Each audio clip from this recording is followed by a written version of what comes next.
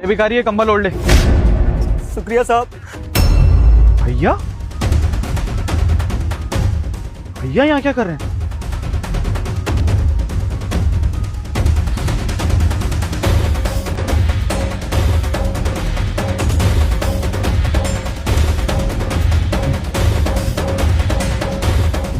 सुनिए भाई साहब, आप इस तरह से सर्दी में ठिठुर रहे हैं, बोरी ओढ़ कर लेटे हुए हैं।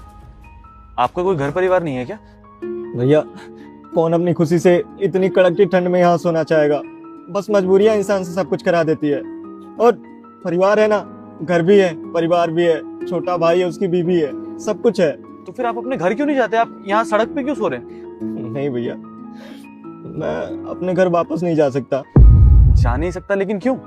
वो इसलिए भैया, छोटे भाई के बीवी ने घर से निकाल दिया मुझे। निकल यहाँ से। बस बैठे बैठे मुफ्त की रोटियां तोड़नी रहती हैं। काम वाम तो कुछ करना नहीं आता है। आज के बाद ना मेरे घर के आसपास भी दिखाई मत देना, और वापस आने की कोई जरूरत नहीं है। निकल यहाँ से। और बहू मैं जाऊंगा कहाँ इतनी कड़कती ठंड में? मैं पढ़ा लिखा भी नहीं हूँ जो इस शहर में रह पाऊंगा, और गाँव भी नहीं जा सकता। हाँ तो मैं क्या करूँ? मेरी गलती है क्या कि पढ़ाई लिखाई नहीं करी और अंगूठा छाप रह गया? सुन मेरी बात, तेरा भाई ना, तेरा भाई बाद में है, मेरा पति पहले है, समझा? और आज के बाद इस घर के आसपास भी दिखाई मत देना। निकल। बहू बहू मेरी बात सुनो। बहू बहू वो क्या है ना भैया, मेरा भाई 12 साल का था और मैं 18 साल का। उसी समय माँ बाप हमें छोड़ के चले गए, उनका देहांत हो गया।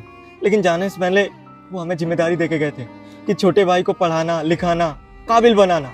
उसको छोटे भाई की तरह नहीं बल्कि अपनी औलाद की तरह पालना।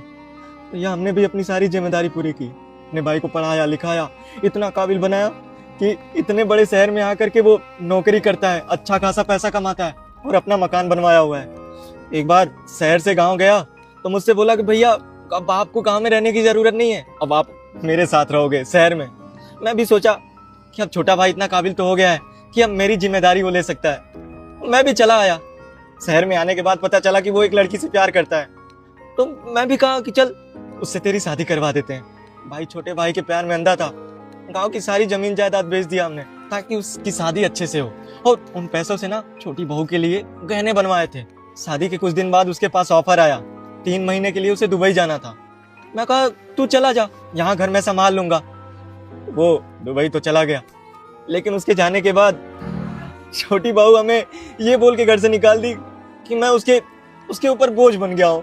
भैया तब से यही रोड पे अपना जीवन बिता रहा हूँ। कर भी क्या सकता, गांव जा नहीं सकता क्योंकि घर नहीं है, जमीन नहीं है। यहाँ कोई कुछ खाने को दे देता है तो खा लेता हूँ, वरना ऐसे ही 2-4 दिन भूखे रह जाता हूँ। आप एक बात बताइए भाई साहब, अगर आपका भाई आपको मिलेगा तो क्या करेंगे आप? क्या करूंगा भैया, कुछ कर भी तो नहीं सकता ना। छोटा भाई है, उससे इतना प्यार जो करता हूँ। बस हाँ, अगर मिल गया तो उससे मिन्नतें करूंगा, उसके पैर पकड़ूंगा कि भाई मुझे यहाँ से ले चल, यहाँ रहा नहीं जाता, इतनी कड़कती ठंड में गुजारा नहीं होता, मैं मर जाऊंगा।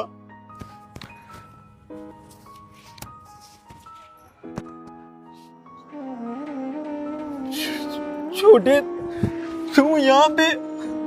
भाई ये मुझे इस बारे में कुछ नहीं पता था सच में।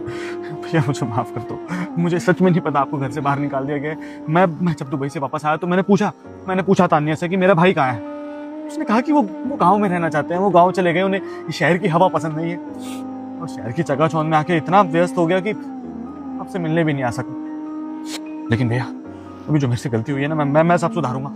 आप मेरे साथ अभी घर चलेंगे और मैं देखता हूँ आपको कौन इस घर से बाहर निकालता है, कौन एक भाई को एक भाई से अलग करता है। भैया आप मेरे साथ घर चलेंगे भैया।